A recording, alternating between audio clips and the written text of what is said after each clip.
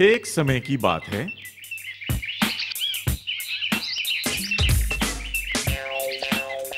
एक गांव में सिर्फ जानवर रहते थे।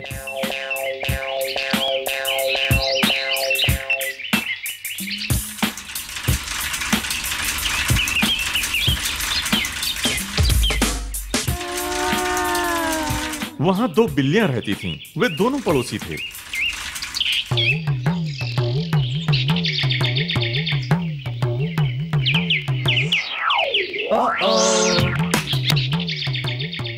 वे दोनों एक दूसरे को बिल्कुल पसंद नहीं करते थे और हमेशा लड़ते रहते थे। एक दिन जब दोनों बिल्लियां दिन भर के काम से थक कर घर लौटी तो उन्हें एक केक का टुकड़ा सड़क पर पड़ा हुआ मिला। वो केक दोनों के घरों के बीच में पड़ा था, इसलिए ये पता नहीं चल रहा था कि ये केक किसका है।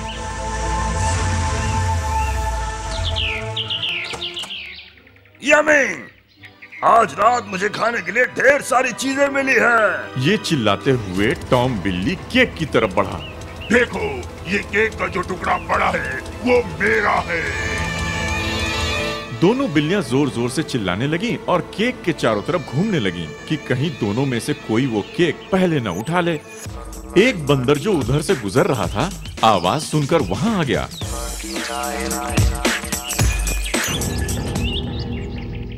क्या बात है? क्या मैं तुम्हारी कोई मदद कर सकता हूँ? मुझे ये केक पहले मिला है, फिर से मैं खाना चाहता हूँ। लेकिन ये केक मेरे घर के पास पड़ा था, तो हो सकता है ये मेरे लिए होगा। बिल्लियां फिर से एक दूसरे से लड़ने झगड़ने लगीं। रुको, क्यों नहीं तुम दोनों इससे आधा आधा बांट लेते?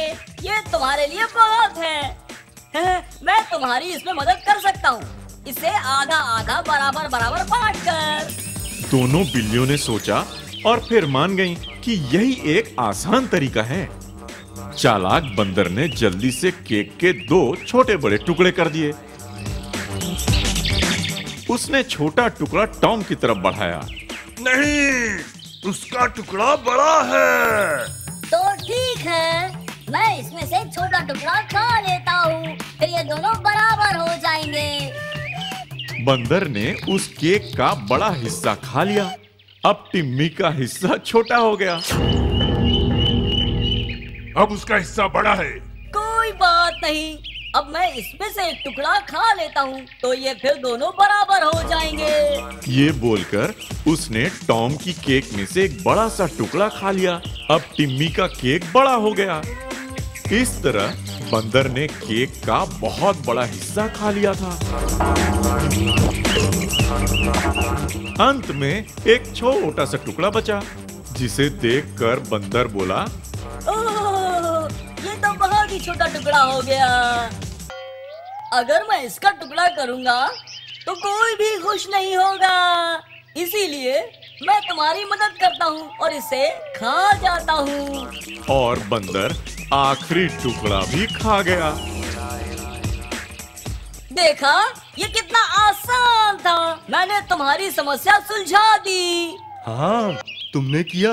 धन्यवाद। धन्यवाद। इस तरह चालाक बंदर पूरा केक खा गया और मूर्ख बिल्लियों को ये भी पता नहीं चला कि उन्हें धोखा दिया जा रहा है।